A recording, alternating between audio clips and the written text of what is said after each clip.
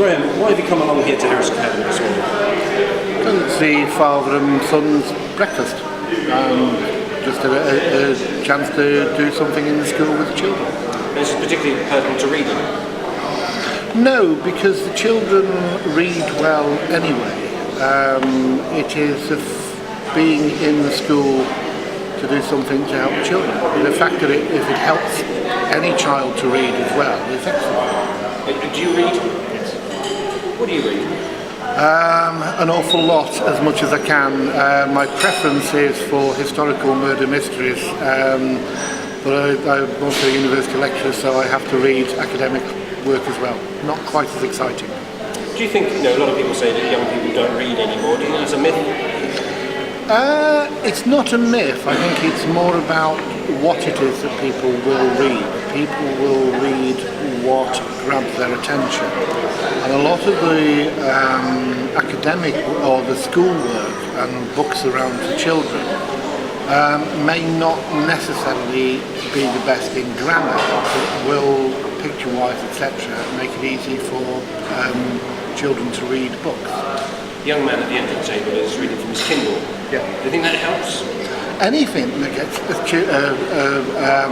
child to read is brilliant. If Kindle does it, superb. If it's a book, superb. It doesn't matter as long as people learn to understand the word and the ideas and meaning that flow from them. Mark, you've been reading this morning?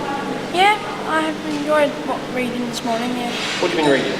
I've been reading Stormbreaker by Anthony Horowitz, because it's sort of like thriller, drama, quite action-filled book, which is quite good to read. Is that the first Anthony Horowitz book you've read? It's the first Anthony Horowitz book. But I'm rereading the series because it is something that you want to reread. It is really good. It's something you want to reread. So a morning like this, with students and parents and grandparents, is this a good, here at Harris Academy, is this a good idea? It's a brilliant idea because sort of like you're getting the parents to sort of like be with the children more so that they socialise a bit more and do something that most people and children and adults like to do together, which is read. John, what have you been reading this morning? Reading horrible histories. Ah, they're really popular, aren't they? Yeah. Which particular horrible history? Some Romans. Tell us a little bit about what's been happening. I've read about a king who gave himself sawdust as poison to make his body immune to poison. And then when the Romans invaded, wanted to kill himself using poison, which didn't work, so he had to stab himself. Do you think reading horrible histories makes the subject of history more accessible? Yeah, especially when they have a TV series, people refer to it from the books. They're like, as soon as something comes up, they look in the book for it. And it's kind of, I've learnt most of the things I know about history from horrible histories. This morning at Harris Academy, you're reading from a Kindle. Yeah. How long have you had this? Well, I've had this since I think it was last Christmas when I got it as a Christmas present, and from then I've got a really big library of books. So to people who don't have a Kindle, how does it work?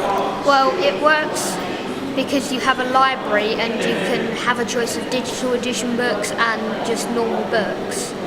It's an easier way to find lots of books, and it takes up less space than just buying more and more books.